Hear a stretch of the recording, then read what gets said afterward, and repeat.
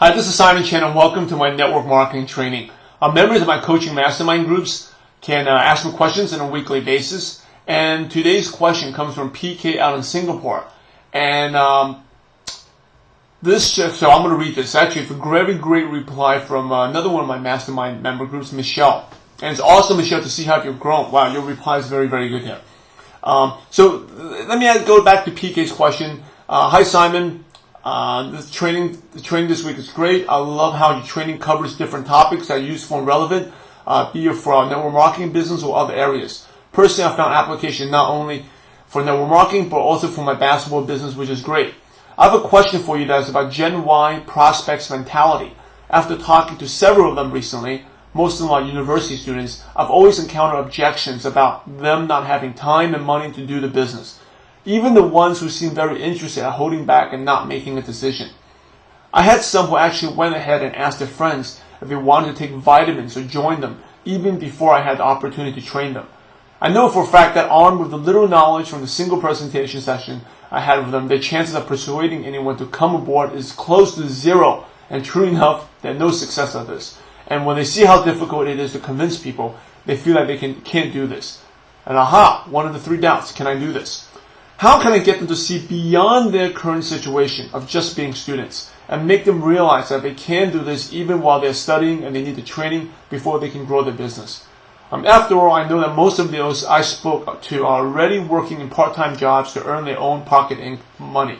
Have you ever helped similar Gen Y students to start up their businesses? If yes, how do you go about doing it?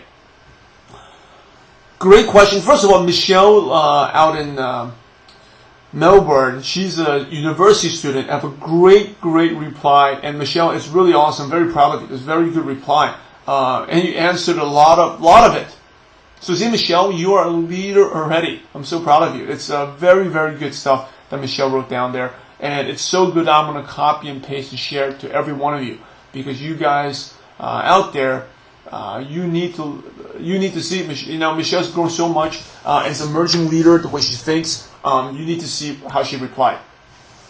So, to add to Michelle's reply, a couple things. I think you got it right. You can't let people go out there and try to get, I don't like to use the word try, but that's basically what they're doing. Talk to their friends, because they don't know anything. They've seen a single presentation, and they just think like, and I laugh when you said to take vitamins, right? Who wants to just go out to take vitamins or sell vitamins? Just the mental picture, selling vitamins is taking a little pill and selling them, right? That's not something a university student wants to do.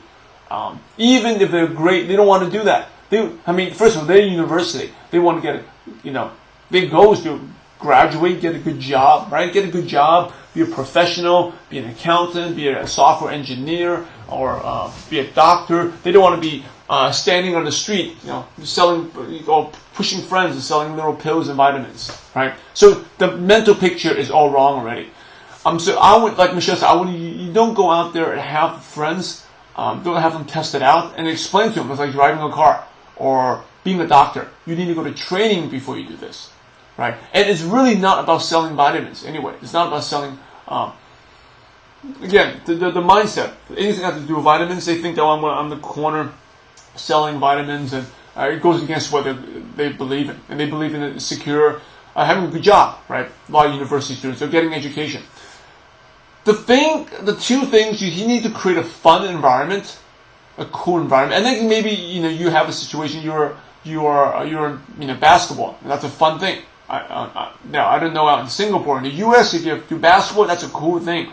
Gen Y people, they love playing basketball, right? They will do stuff like that to get these people, attract them, make it fun. And I think, like Michelle says, you got to find their needs, that they're not alone. So you got to make it fun, to get in a fun atmosphere, and also ask them about ask them where do they see themselves in the future. Ask them questions like, about their parents' careers, right? So for example, in the U.S. here, it's in the situation where we had a big bad recession, and probably still in a recession right now, is that a lot of university students can't even get a job. So you can answer, what type of job are you looking for when you graduate? Would those type of jobs be? Now, what type of job are you planning to get? What type of career? Now, would that career be?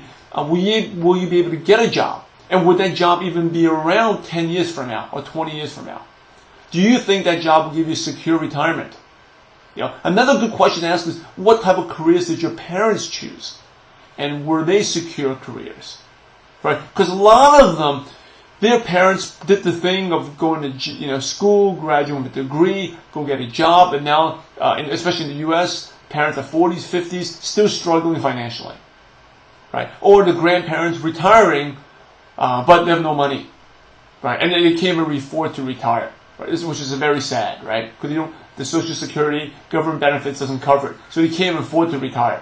So ask them to see, what about the parents' generation? How are they doing? What are their challenges? So start getting them thinking. So that's one thing I would do. Second thing, I would ask them about the job. What's the chance of them securing a job? Right? And also, if they are working part-time already, will they plan to keep doing that part-time job? Will that current part-time job help them with a future career? Probably not. Right? Aside from looking at the resume, you work here. But here you have a business that you start part-time will actually lay the foundation for becoming more successful later on. It's something you can be full-time in. Right? Also, full-time in. Right? So you do part-time in network marketing, you can become full-time later. If you're working part-time as a university student at McDonald's or at the gym, right? When I went to school, a lot of people who work they did administrative work at the gyms, would that help them launch their career to become a lawyer? It will not. It's not congruent.